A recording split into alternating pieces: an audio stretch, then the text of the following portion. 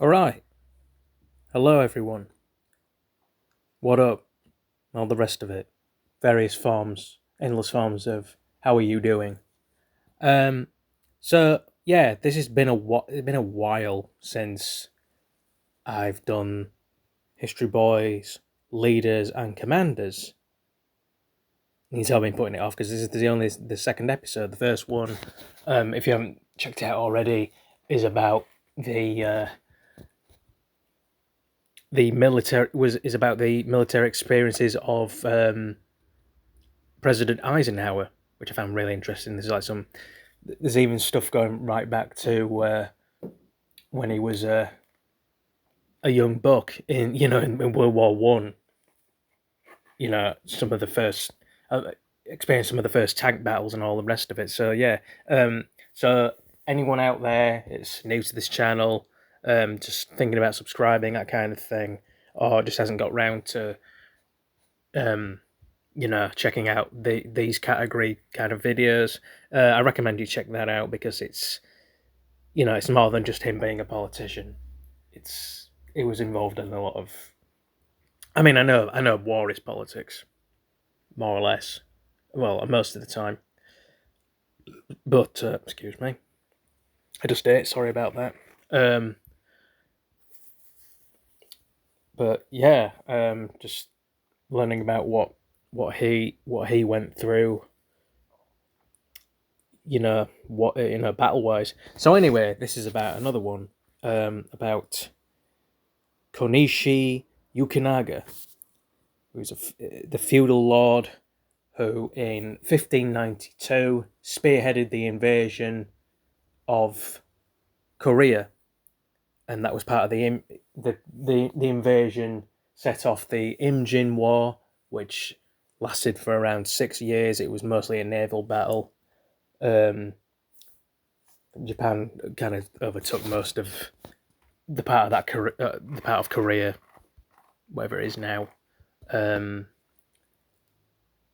for years, plus plus nothing really. But yeah, the war ended when Totoyomi Hideyoshi, which I'm probably butchering the pronunciation again. If I'm subject to ridicule and criticism, that's my fault because that's what I risk for not being asked with listening to phonetic pronunciations via Google, because I hate search results talking down to me. I really do.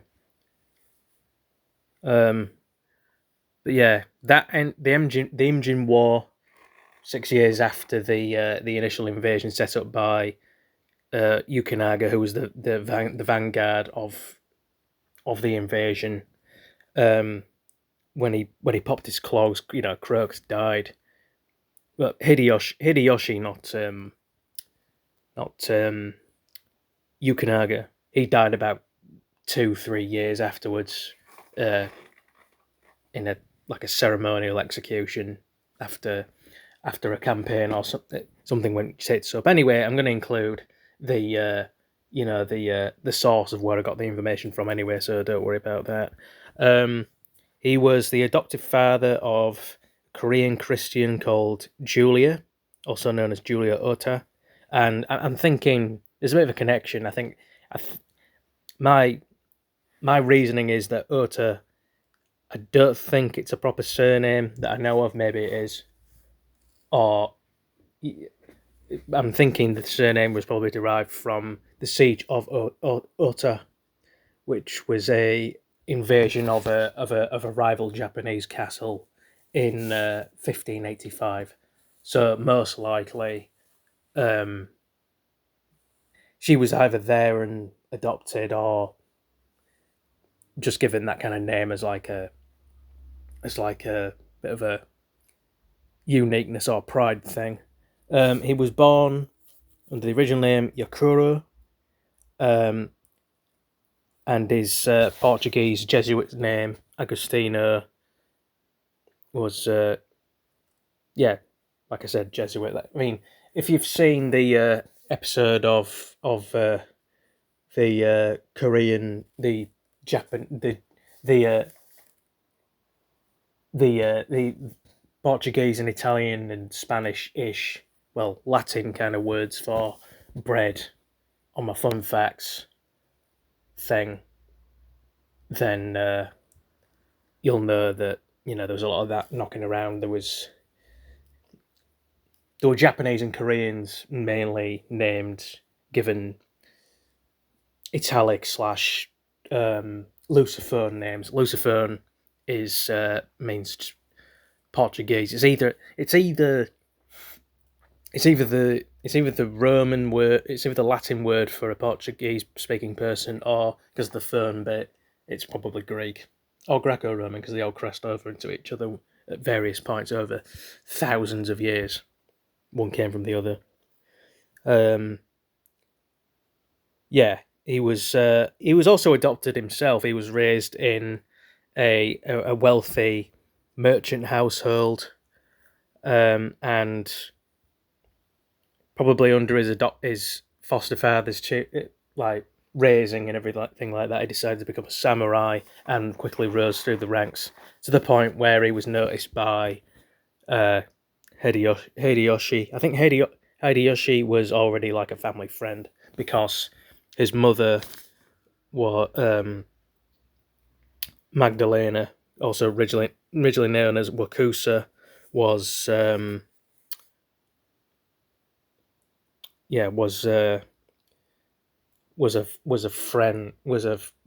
friend of a lady in waiting of Hideyoshi,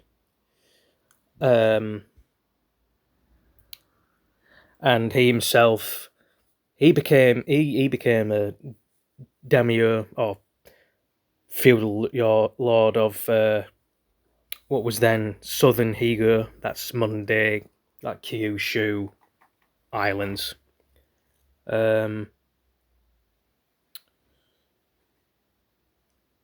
Yeah, not really much else to say that you can't really look into yourselves, but yeah, I just enjoyed talking about him, and I think it was about time to do another episode of, History Boys Leaders and Commanders. So usual bunkum spiel, whatever. I like using the word bunkum. I know I'm aware it's old fashioned, but sometimes some words just sound satisfying. Like, subscribe, comment. And I almost wish you could. No, I really do wish that people could view dislikes. It's just this annoying ongoing thing of like criticism is just denied or censored. But as I've said before, I think I'd rather know I'm being criticised than being paranoid over what people are possibly negatively saying about me. I don't know if anybody else feels that way. Probably do. So yeah, that's pretty much it, lads and ladettes. So I'll see you in the next video.